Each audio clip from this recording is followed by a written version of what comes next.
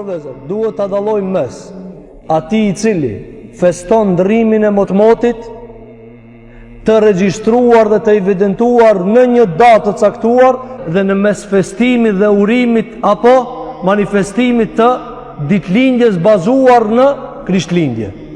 Janë dy gjëra. Dikush feston ndrimin e motmotit. Neve I themi kjo e ndaluar. Rreptësisht. Ka thonë alayhi salatu wassalam hadithin që ka nxjerrë Imam Ebu Davudi. Ka thonë pejgamberi sallallahu alaihi wasallam men tashabbaha biqaumin fa huwa minhum. Ai I cili ngjason një populli, ai është prej tyre. Në kuptimin çfarë do që I ngjason atë dispozitë e merr. Nëse është haram, haram. Nëse është kufër, kufër, e kështu me radhë. Mirë, po përzirja e gjërave që në e bën edhe fejnë e Zotit me qenë qesharake. Prezentimi fesë Allahu xhelal në guxon me qenë qesharak, do të me qenë majën e seriozitetit, qoftë edhe nëse e liga e të tjerëve shumë e madhe. Andaj ne I shohim njerëz për shembull del edhe në hutbë edhe në xherat, thot kush ndehet fishek zjarre për ndrimin e motmotëve le ta dinë që ka dhënë nga feja. S'është e vërtetë vëllezër. Ndezja e fishek zjarreve është ndaluar. Ndezja e fishek zjarreve është haram, fenë e Zotit xhallahu ala, por nuk çet nga feja.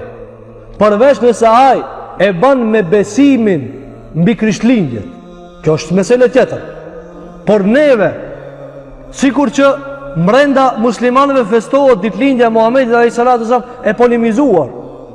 Neve kemi përmendur në histori se 12 Rabiul Awwal është mendimi I shumicës dietarëve. Ka musliman ulema që ka thënë pejgamberi alayhi salatu wasallam ka lënë Ramazan. Ata që kanë thonë ka lënë Rabiul Awwal kanë polemik, a ka lënë me 8-in, a me 9-in, a me 10-in, a me 11-in, a me 12-in. Po pavarësisht, a festohet, festohet. Ne e quajmë bidat.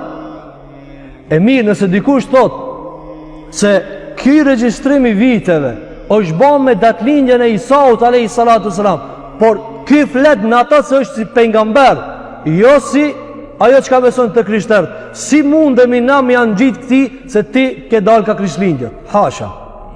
Tu të me qenë të qarë vëllezër. Dikush na e besojmë Isën si pejgamber alayhi salatu wassalam. Mirë, po nuk guxojmë pastaj të mëngjisim dispozita dhe të rëndojmë apo barrën e akontit të dikujna me atë se ti ke dalë nga ana tjetër. Andaj kjo ishte vetëm sa për shkoqitje të nderuar vëllezër dhe nuk guxon edhe në të keqen e madhe me mbizotru ignoranca. Apo vëllezër, sa për ta ilustru këta, pejgamberi sallallahu alaihi wasallam në Mekë kur erdhi me mesazhin dhe I gjet I dhujtar duke adhuru puta, gurzi. A u ndal pejgamberi sallallahu alaihi wasallam e thon, mirë be njeri me mend, a adhuron gurin që e ka bën me dorë të veta? A filloi me qesh me bë humore me këta? Mos bavit, edhe pse realisht një njeri I cili me dorë të veta e ndreq një guri, pastaj I besej dhe të njëjtit. A nuk është për qesh? Allah I për qesh, humor është. Por se pejgamberi sa nuk e trajtojnë nga humori. Nuk e trajtojnë pejgamberi sa nga humori, po e trajtojnë nga serioziteti. Ta moni se kjo çon zjarr. Andaj shirku, kufri, haramët, edhe bidatët, s'ban na me shfrytzu me lut në rolin e cinikut. Ha, a pe dini? E kështu me radhë.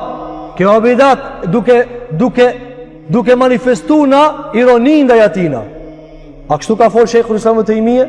A kështu ka fol Ibn Qayyim el-Jawziyje? Duke ironizue meselet, sikur që I shohmi apo vetë pse ja ka mundsu Facebooki me shkruajt, ai thot, hajde anefi tash, hajde. Vëllazër, vallahi kjo është ulje e fesë së Zotit në nivelet hajgarës, të cilat e rëndon davetin dhe thirin e Zotit te bareke ve teala. Para mendoni kur ti si musliman sunë duron këtë ironi, çish mundet me duruni krishter? Dërsa na nuk e kemi obligim me thirrën fetë e Zotit? A nuk e kemi obligim I thonë që kjo është e vërteta? Po e ki obligim. E nëse na si musliman zdurohemi ndërmjet veti me këtë dosë tironijës apo cinikut e kështu me radhë, çish e duron tjetri? A do të ndëruar vëllezër, ndrimi motmoteve dhe Krishtlindjet kanë dallim shumë të madh. Andaj nëse njeriu I feston ndrimin e motmoteve dhe ban diçka nga haramët, neve I themi për shkak të përngjasimit me dikan I cili nuk është I Kur'anit dhe Sunetit, themi kjo haram. Nëse vepron diçka shtesë nga muzika dhe kështu me radhë prej harameve, themi e ke rëndu haramin. Po jo na me tekat tona mi thonë, ti ashtu, ha? Nuk pa kështu.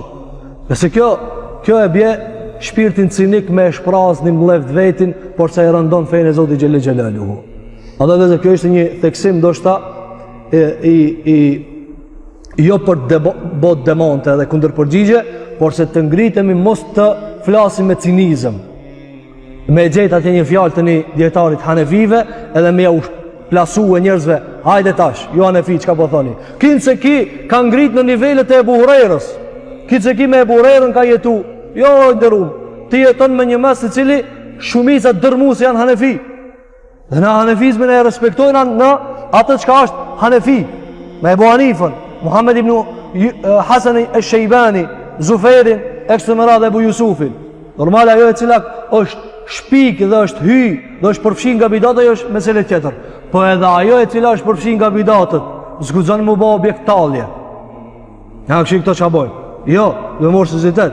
Këshillo, çorto ekstremera prej meseleve të cilat e kanë përmend dietarët. Edhe ishte një shërim shumë i shkurtër që mos t'i përzim meselet. Andaj jemi edhe te meselja e mendjes, e cila duhet mi nda. Ka thonë Sheikhul Islam Ibn Taymija, rahimahullahu taala, në librin e tij Majmu'ul Fatawa, në vëllimin e 9, ka thonë cilësia dhe dallimi më i madh i mendjes është dallimi mes gjërave të cilat dallohen dhe bashkimi mes gjërave të cilat bashkohen. Çfarë mençurie mund me pretendu nëse neve themi si moti mundru si krishtlindja të njëjtë? Ku mendja? Ku është mendja? A jemi duke e shfrytzuar neve kalendarin e këtyre? Po. Ti thu, takomi me të 20-in, me cilin 20? Takomi me të 21-in, me cilin 21? Mars, prill, maj. Këto nuk janë pejgamberi s.a.s. Por se kur kush ti nuk hipin qaf, pse po thu me 21 mars? A ti hipi dikush në qaf? Jo.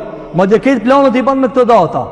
Andaj dhe zër dikush kështu e shikon dhe nuk duhet me i zbrit ati dispozita, sikur ai s'po merr vesh në fejnë e Zotit te bareke ve teala. Neve pranojmë që ka ignorancë, ka edhe njerëz të cilat ndoshta e festojnë për Krishtlindje.